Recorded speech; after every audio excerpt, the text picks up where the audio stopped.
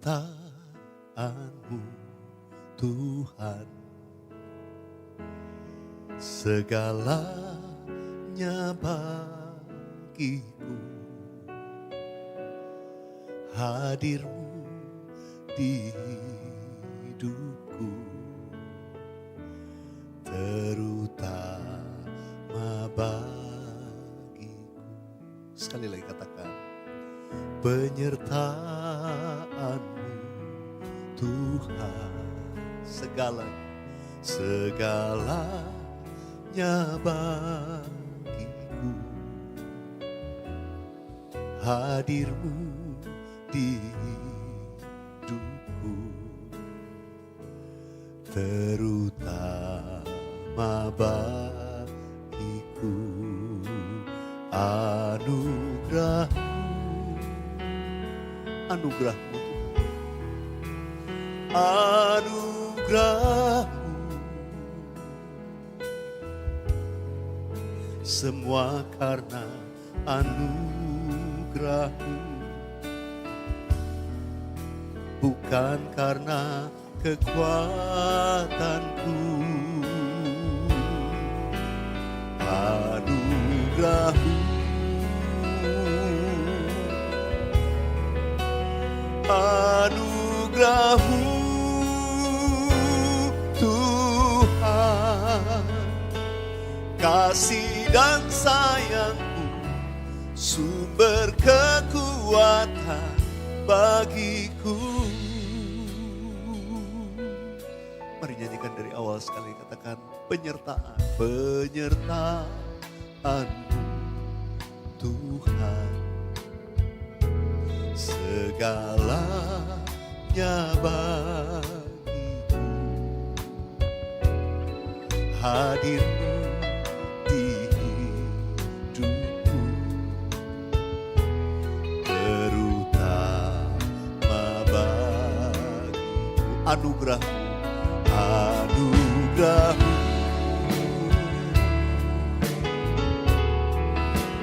anugerah-Mu, ya Tuhan, semua karena anugerah-Mu, bukan karena kekuatanku. Anugerah-Mu,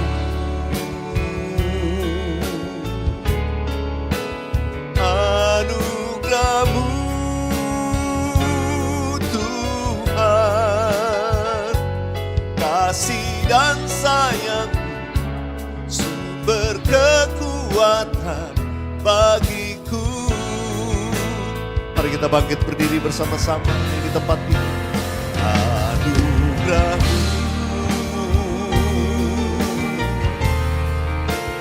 anugerah-Mu,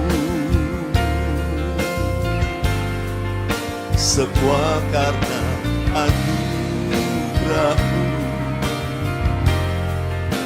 bukan karena kekuatanku. Anugerah-Mu Yesus, anugerah-Mu Tuhan, kasih dan sayang-Mu, sumber kekuatan bagiku. Biar musik saja naikkan pujian ini. Oh haleluya. Oh rabasantara lama. Sungguh kami boleh ada sebagaimana kami ada, itu karena anugerah Tuhan dalam hidup kami. Anugerah-Mu besar, ajaib. Tidak bisa kami ukur Tuhan besar anugerah-Mu. Tuhan, kami hanya dapat memuji-muji-Mu. Sebab dengan apa kami dapat membalas semua anugerah-Mu dan kebaikan-Mu dalam hidup ini. Ya Yesus, terus bawa kami dalam rancangan-Mu yang sempurna lebih lagi. Kasih dan sayang-Mu, sumber kekuatan bagiku. Katakan kasih dan sayang-Mu Tuhan, kasih dan sayangmu, sumber kekuatan bagiku. Sungguh ya Tuhan, kasih dan sayangmu, sumber kekuatan bagiku.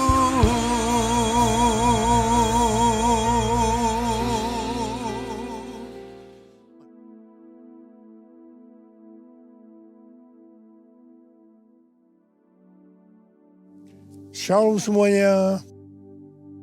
Dengan tidak terasa kita sudah memasuki bulan Desember 2025. Di mana tema Natal tahun 2025 yang Tuhan berikan adalah bahwasanya untuk selama-lamanya kasih setianya.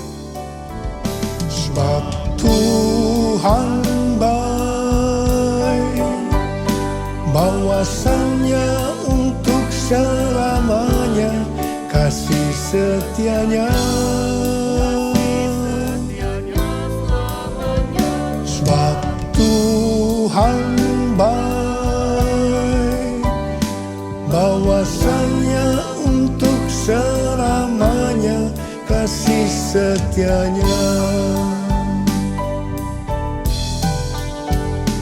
Bahwasanya untuk selamanya, bahwasanya untuk selamanya, bahwasanya untuk selamanya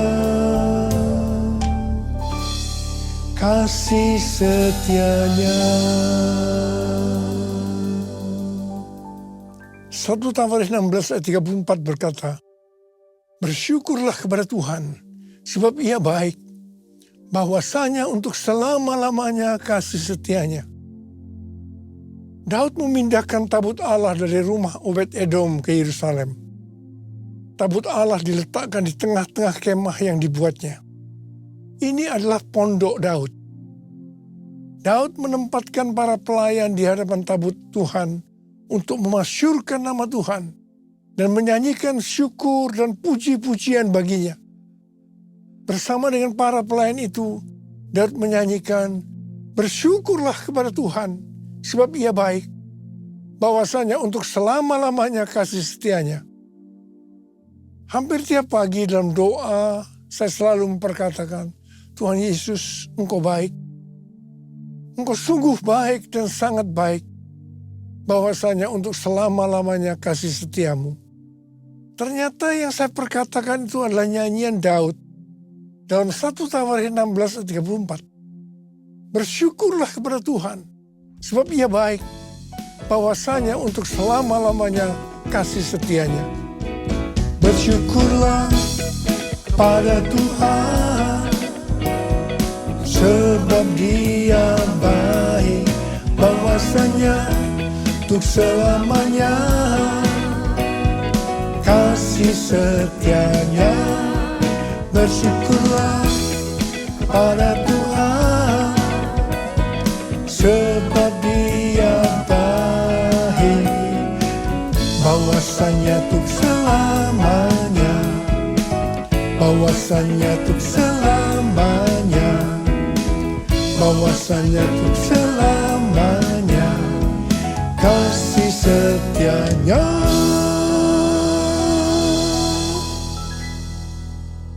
Di sini Daud bersama-sama dengan orang banyak mendeklarasikan kebaikan Tuhan. Sementara doa pribadi Daud kepada Tuhan biasanya memakai kata-kata kasih setiamu, seperti yang saya ucapkan kepada Tuhan. Dalam perjanjian lama, kasih setia chesed memiliki arti rahmat, belas kasihan, dan kesetiaan. Dalam perjanjian baru, padanan kata chesed adalah eleos, yang artinya rahmat atau belas kasihan. Menjelang kelahiran Yesus, Maria bernyanyi, dan rahmatnya turun-temurun atas orang yang takut akan Dia. Bagaimana kasih setia Tuhan ini dinyatakan? Lanjutan nyanyian Daud dalam 1 Tawaris 16 ayat 35 berkata, selamatkanlah kami ya Tuhan Allah, penyelamat kami. Jadi kasih setianya dinyatakan lewat keselamatan yang ia berikan. Dalam perayaan Natal ini, kita dapat sungguh-sungguh merasakan kasih setianya lewat kelahiran Juru Selamat Yesus Sang Mesias. Yesus lahir dalam dunia untuk menyelamatkan umat manusia. Betapa besar kasih-Mu Allahku, sehingga Kau berikan Yesus padaku, supaya aku tidak binasa, melainkan beroleh hidup yang kekal. Ku sembah Kau, ku sembah Kau, Engkau yang layak untuk ku sembah. Ku sembah Kau, ku sembah Kau, Engkau yang layak untuk ku sembah. Tuhan Yesus berkata dalam Yohanes 3 ayat 16, karena begitu besar kasih Allah akan dunia ini, sehingga ia telah mengaruniakan anaknya yang tunggal, supaya setiap orang yang percaya kepada yang tidak binasa, melainkan beroleh hidup yang kekal. Ada apa dengan manusia sehingga Tuhan Yesus harus datang ke dalam dunia ini? Alkitab katakan, semua orang telah berbuat dosa dan telah kehilangan kemuliaan Allah. Upah dosa adalah maut, mati, tempatnya di neraka. Neraka adalah tempat yang sangat mengerikan. Neraka adalah tempat yang paling gelap dan terdapat ratap dan kertak gigi. Neraka adalah tempat di mana api tidak pernah padam dan ulat bangkai tidak mati. Neraka adalah tempat penyiksaan oleh api dan belerang. Karena itu, jangan sampai masuk neraka. Untuk itulah Tuhan Yesus datang ke dalam dunia untuk membebaskan kita dari hukuman kekal selama-lamanya dalam neraka. Bagaimana cara Tuhan Yesus menyelamatkan umat manusia? 2 Korintus 5 ayat 21 berkata, Dia yang tidak mengenal dosa telah dibuatnya menjadi dosa karena kita, supaya dalam Dia kita dibenarkan oleh Allah. Ini dapat diterangkan sebagai berikut. Tuhan Yesus yang tidak mengenal dosa telah dibuatnya menjadi dosa karena kita. Artinya, Tuhan Yesus harus mati karena dosa-dosa kita. Sebenarnya kita yang harus mati, karena kitalah yang berdosa. Upah dosa adalah maut, mati. Tapi Tuhan Yesus tidak berdosa. Telah dijadikan dosa. Artinya Tuhan Yesus yang mati menggantikan kita. Kalau kita melihat cara mati dari Tuhan Yesus, saya katakan bahwa itu sangat-sangat tidak manusiawi. Pada saat orang-orang Yahudi berteriak, salibkan dia, salibkan dia. Maka Tuhan Yesus harus disalibkan. Proses awal dari penyalipan, jubah Tuhan Yesus dibuka. Tuhan Yesus diikat pada sebuah tonggak. Di sebelah kanan dan kirinya ada 2 algojo yang memegang cambuk. Ujung cambuk itu dari potongan tulang dan besi. Setiap kali cambuk itu dihunjamkan pada tubuh Tuhan Yesus, akan menimbulkan luka yang dalam. Darah bercucuran. Sakitnya luar biasa. Tuhan Yesus berteriak-teriak kesakitan. Tuhan Yesus memandikan darah. Apakah proses itu sudah selesai? Belum. Kepala Tuhan Yesus diberi mahkota duri. Duri ditancapkan di kepalanya dengan cara dipukul. Sakitnya luar biasa. Darah bercucuran. Apakah sekarang sudah selesai? Belum. Tangan dan kaki Tuhan Yesus dipakukan di kayu salib. Sakitnya luar biasa. Darah kembali bercucuran. Tuhan Yesus digantung di atas kayu salib. Di sini Tuhan Yesus menderita secara lahir maupun batin. Secara lahir dia merasakan sesak luar biasa karena cairan yang menekan jantungnya. Secara batin dia mendengar dan melihat semua orang menghujat dia, termasuk salah satu penjahat yang ada di sebelahnya. Pada akhirnya setelah Tuhan Yesus berseru, "Sudah selesai. It is finished. Kepadamulah nyawaku kuserahkan."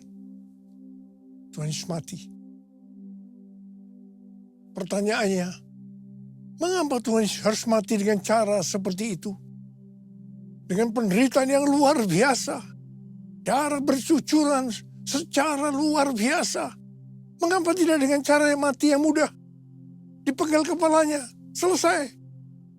Mengapa harus dengan darah bercucuran? Alkitab katakan, tanpa penumpahan darah, tidak ada pengampunan dosa. Untuk mengampuni dosa saudara, dosa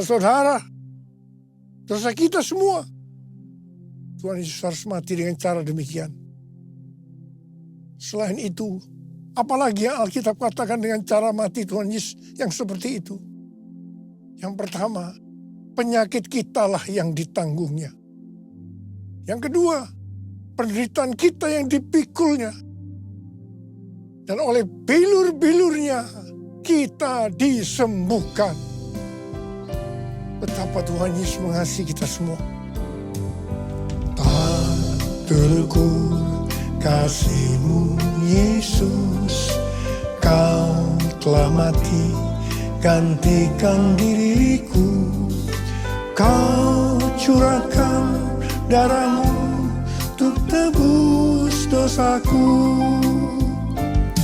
Layaklah Kau Tuhan dipuji dan disembah dengan segenap hatiku. Layaklah Kau Tuhan dipuji dan disembah dengan segenap jiwa ragaku. Dengan segenap jiwa ragaku. Dengan segenap jiwa ragaku. Kita mengenal ada 3 tahap proses keselamatan. Tahap pertama adalah pembenaran, justification. Kita dibenarkan bukan karena perbuatan baik kita, tetapi karena kasih karunia Tuhan yang kita responi dengan iman. Pada tahap ini, setelah kita bertobat dan menerima Tuhan Yesus sebagai Juru Selamat, kita akan mengalami kelahiran baru. Kelahiran baru adalah proses awal perjalanan rohani kita bersama Tuhan Yesus. Tahap yang kedua dari proses keselamatan adalah pengudusan, sanctification. Dalam proses ini, kita dikuduskan secara terus-menerus melalui Roh Kudus dan firman Allah. Dalam proses ini kita bisa saja jatuh atau mengalami kegagalan. Yang penting, kita jangan berhenti, tapi harus bangkit dan terus maju. Pertobatan adalah kunci untuk kita bisa maju. Goal dari proses pengudusan ini adalah menjadikan kita serupa dengan gambarnya. Roma 8 ayat 29 berkata, sebab semua orang yang dipilihnya dari semula, mereka juga ditentukannya dari semula untuk menjadi serupa dengan gambar anaknya, supaya ia, anaknya itu, menjadi yang sulung di antara banyak saudara. Ini berarti goal kita sebagai orang Kristen adalah menjadi serupa dengan gambarnya. Untuk menjadi serupa dengan gambarnya, maka sesuai dengan 1 Yohanes 2 ayat 6 yang berkata, barang siapa mengatakan bahwa ia ada di dalam dia, ia wajib hidup sama seperti Kristus telah hidup. Karena kita hidup sama seperti Kristus telah hidup, maka kita akan menjadi serupa dengan gambarnya. Menjadi serupa dengan gambarnya artinya menjadi murid Tuhan Yesus. Tahap ketiga dari proses keselamatan adalah pemuliaan. Glorification. Kita yang menjadi serupa dengan gambarnya, yaitu murid. Pada saat Tuhan Yesus datang di awan-awan untuk menjemput gerejanya, kita akan menerima tubuh yang baru, yang dikenal dengan tubuh kemuliaan. Dan setelah itu kita akan diangkat bersama-sama untuk bertemu dengan Yesus Kristus di awan-awan. Setelah itu kita akan masuk surga dan akan bersama-sama dengan Tuhan Yesus selama-lamanya. Haleluya. Pesan Tuhan Yesus kepada kita, tetaplah kerjakan keselamatanmu dengan takut dan gentar. Kita akan melihat kasih setia Tuhan Yesus yang ditujukan kepada jemaat di Philadelphia. Wahyu 3 ayat 8 berkata, aku tahu segala pekerjaanmu. Lihatlah, aku telah membuka pintu bagimu yang tidak dapat ditutup oleh seorang pun. Aku tahu bahwa kekuatanmu tidak seberapa, namun engkau menuruti firman-Ku dan engkau tidak menyangkal nama-Ku. Tuhan Yesus memberikan janji kepada jemaat di Philadelphia. Aku telah membuka pintu bagimu yang tidak dapat ditutup oleh siapapun. Artinya, kalau Tuhan Yesus membuka jalan, tidak ada kuasa manusia, masalah atau keadaan apapun yang dapat menutupnya. Tuhan berdaulat atas setiap pintu dalam kehidupan kita. Pintu pelayanan, pintu kesempatan, pintu berkat, bahkan pintu kemenangan. Janji ini juga untuk kita yang menuruti firman-Nya dan yang tidak menyangkal namanya, sekalipun kekuatan kita tidak seberapa menurut ukuran dunia. Firman Tuhan yang harus kita perhatikan, yang terdapat dalam Markus 12 ayat 30-31. Kasihilah Tuhan Allahmu dengan segenap hatimu, dan dengan segenap jiwamu, dan dengan segenap akal budimu, dan dengan segenap kekuatanmu. Perintah yang kedua ialah, kasihilah sesamamu manusia seperti dirimu sendiri. Tidak ada perintah lain yang lebih utama daripada kedua perintah ini. Yang kedua, firman Tuhan yang harus kita perhatikan terdapat dalam Roma 8 ayat 29 yang mengingatkan bahwa goal kita sebagai orang percaya itu adalah menjadi serupa dengan gambar Yesus, yang artinya menjadi murid Tuhan Yesus. Yang ketiga, firman Tuhan yang harus kita perhatikan terdapat dalam Matius 28 ayat 18 sampai dengan 20 yang berkata, Yesus mendekati mereka dan berkata, kepadaku telah diberikan segala kuasa di sorga dan di bumi. Karena itu pergilah, jadikanlah semua bangsa muridku, dan baptislah mereka dalam nama Bapa dan Anak dan Roh Kudus, dan ajarlah mereka melakukan segala sesuatu yang telah kuperintahkan kepadamu. Ketahuilah, aku menyertai kamu senantiasa sampai akhir zaman. Kita sebagai murid Tuhan Yesus diberi tugas utama untuk memuridkan orang lain tanpa melihat profesi kita. Artinya, kita harus menyelesaikan amanat agung. Banyak aliran kekristenan yang mendapatkan bahwa goal untuk menyelesaikan amanat agung adalah tahun 2033. Yang keempat, firman Tuhan yang harus kita perhatikan adalah yang terdapat dalam Wahyu 2 ayat 10 yang berkata, hendaklah engkau setia sampai mati, dan aku akan mengaruniakan kepadamu mahkota kehidupan. Kesetiaan kepada Tuhan tidak diukur dari lamanya kita menjadi orang percaya, melainkan dari keteguhan hati untuk tetap taat pada waktu kita dalam menghadapi masalah. Tuhan tidak mencari orang yang hebat, tetapi yang setia sampai akhir. Setia berarti tetap berdoa meskipun belum dijawab. Tetap melayani walaupun lelah. Dan tetap percaya meskipun jalan belum terbuka. Yesus memberi teladan dengan taat sampai mati di kayu salib. Kesetiaan yang membawa kepada kemenangan. Karena itu jangan goyah. Tuhan yang mengasihi kita adalah setia. Dan Ia telah menyediakan mahkota kehidupan bagi yang bertahan sampai akhir. Mari kita buktikan kesetiaan itu melalui doa, pelayanan, dan kasih setiap hari. Mari angkat tangan kita bersama-sama dan katakan bersama saya, sembah dan puji Dia, sembah dan puji Dia, sembah dan puji Dia, Sang Raja.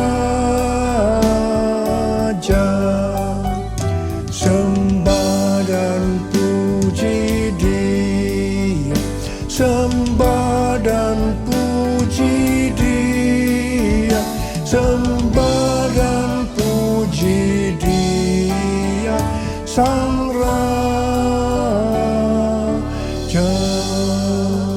Mari kita berbersatu.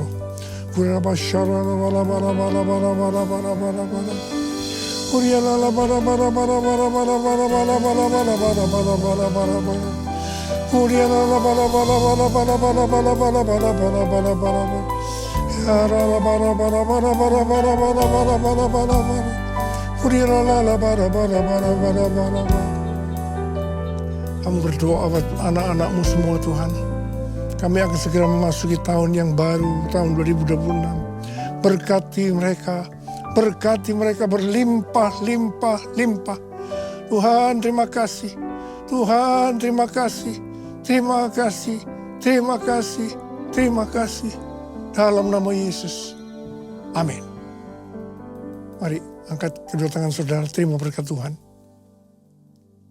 Kasih karunia Allah yang berlimpah-limpah dalam anak yang tunggal Yesus Kristus.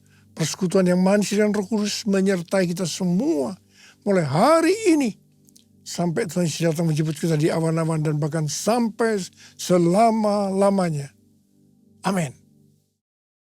Saya mengucapkan selamat Hari Natal tahun 2025. Tuhan Yesus memberkati berlimpah-limpah-limpah. Amin.